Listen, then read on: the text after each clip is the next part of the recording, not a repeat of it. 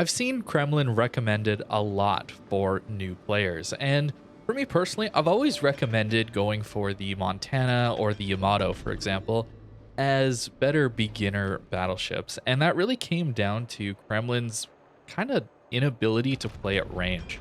This is a ship that has to be played at mid to close range. The way the dispersion is calculated on this ship is very unique. Let's just say that. It has the best dispersion of any battleship at close range and the worst of any battleship at long range, unless the Colombo dethroned it for the worst. I haven't checked that quite as accurately as I probably should have, but let's just say that this ship is insanely good at close range and pretty bad at long range. And because of that, I never really recommended it to beginner players since the game is pretty passive these days. So knowing how to play at mid-range and not instantly getting overwhelmed and dying is kind of difficult and takes some time to get used to. But I do think Kremlin has a lot of strengths that allow it to be a decent beginner's battleship. Someone who's learning to play the game can do pretty well in this ship because I can turn flat broadside to this Pommern and be guaranteed I'm going to take no citadel damage. This ship does have an above water citadel, but it's so angled and so heavily armored that I really don't have to worry against a Pommern at this range. So that in itself is really nice, even though I have to play a little bit closer range than say a Montana or Yamato might have to. I'm much safer to do these turnouts. The other thing is the concealment is really, really solid. So if you're looking for a battleship to play, this one doesn't get spotted nearly as often as a Montana or Yamato. About half a kilometer to a kilometer better concealment with the full build. Also, of course, the damage controls do take a little bit to get used to.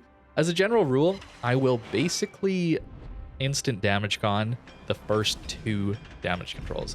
I will very, very freely use them. I always assume that if I've died in my Kremlin and I still had damage controls available, I probably didn't click the button enough. I probably could have stayed alive a little longer if I had just used them a little bit more frequently. So that's why I try to use the first ones very quickly and then be a little more careful as I start to run out of them. You'll notice also only 4 heals, so we're relying more on our massive HP pool up front and really, really good armor to tank rather than the duration of 5 heals. Only 4 with the full build. If you're not taking the Superintendent skill or whatever the new one is called, you're only going to get 3 heals. So pretty important to take that upgrade as it also increases the number of charges on the damage control. But I do think that if you're wondering what battleships to get, I think Kremlin should be up there. I still really like the Montana and Yamato for newer players. They're just standard, good all-around battleships that can play these mid-range positions just as well as a Kremlin can and are better at longer ranges. But at close range is where things get a little more interesting. Kremlin has this amazing ability to go bow in, and not a lot can kill it particularly quickly, at least surface ships. This thing is extremely tanky thanks to its great armor and ridiculously small superstructure. I know it looks kind of big, but if you go straight bow in, it is so narrow that most dispersion on most cruisers is going to make at least half of the salvo miss. At least at longer ranges, that is the case.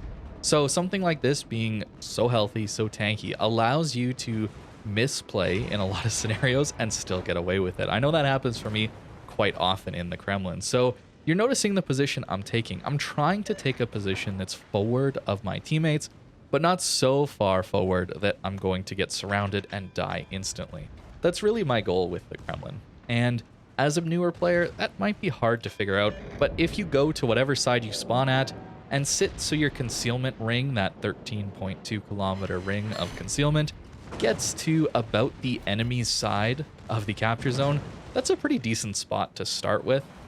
Depending on the game, of course, if there's carriers and submarines, you might want to be a little bit farther back. You'll notice this game goes quite well for me, but we didn't have to deal with carriers. So to talk about that for a second, Kremlin has amazing AA, but the AA mounts have no HP. So any HE salvo that hits you is probably going to knock off a good portion of your AA mounts. So in the beginning of the game, you're going to do reasonably okay against the carrier. It's not perfect, but reasonably okay. But as you sit and tank in front of the enemy team, you're going to lose more and more of that anti-aircraft firepower, and you'll be a pretty well sitting duck for the enemy carrier, which is pretty unfortunate. This ship was originally such a beast in these bow in positions. It could really do the pushing bow tanking role even into carrier games because its AA was just that good. You became then this awesome support ship for your friendly destroyers, for example, having a 6.6 kilometer AA bubble that really did pretty good work against the carrier. And I really enjoyed that. But of course, this ship was just a little bit too good in its initial state, so it's been nerfed down in a couple ways. The AA mount health is one of them, and the other way the ship has been nerfed is the actual shells that it fires. It used to do more damage, and it had a little bit better pen as well, so at longer ranges, it didn't quite shatter as much. It was a beast. I'll admit it. I enjoyed it so much that I was sad that they changed it, but it's still a really, really solid battleship, especially for these kind of scenarios where the enemy team is not really wanting to go push into you. That's the thing here. The Kremlin is such a terrifyingly difficult ship to kill that this enemy team is just not going to push into me. They're going to pretty much sit there and get farmed by my teammates, in this one at least. That's the nice thing I really enjoy about Kremlin, is the ability to sit and tank enemy fire for extended periods of time.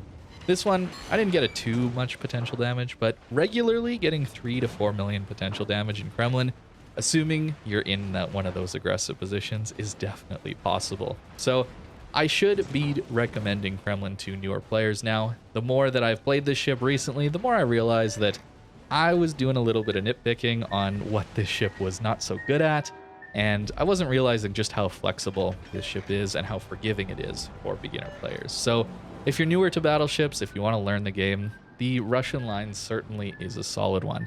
The important thing to keep in mind, though, is this long-range dispersion is really not good. So if you're frustrated by random chance, this might not be quite the line for you. That's where the Montana and Yamato might be better options, having, well, a little better dispersion at range. They can still be a little trolly with the RNG as well, but they're at least a little more consistent than Kremlin.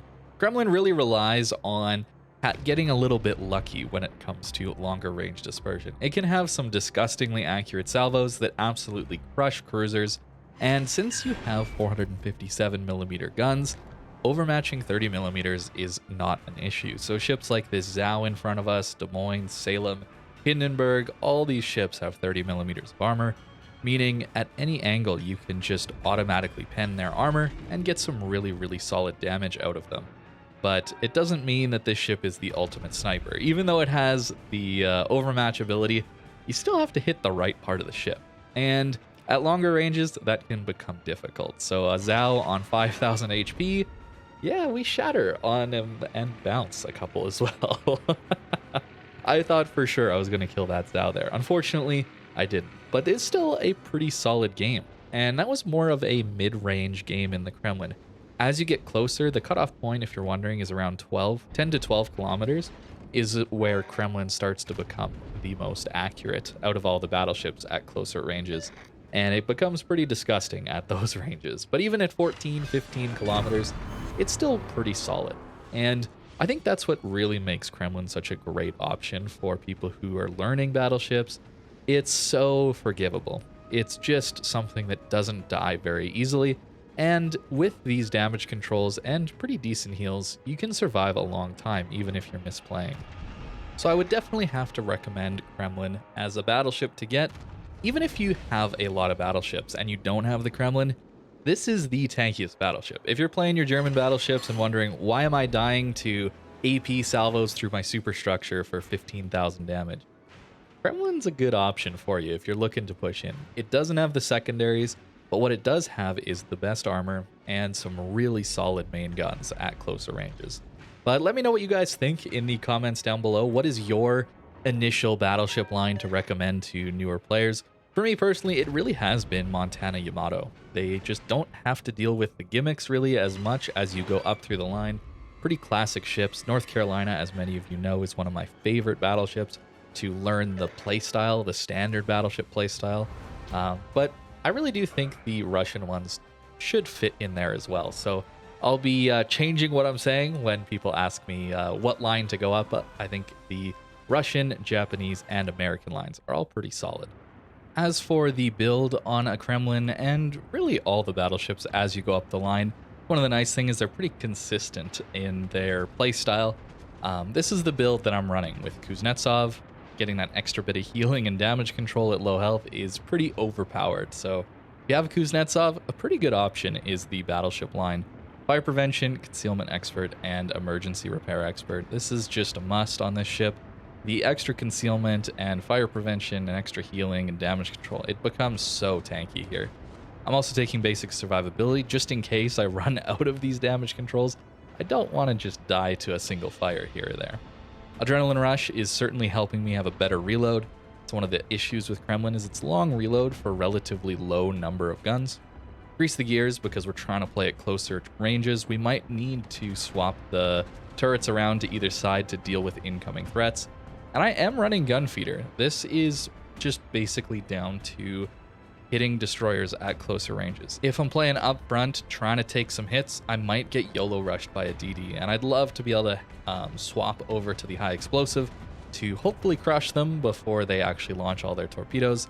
The other thing is bow in battleships. Yeah, the AP doesn't do great against bow in battleships, so having the ability to swap over the HE is nice. But honestly, emergency repair specialist would be a really good option as well.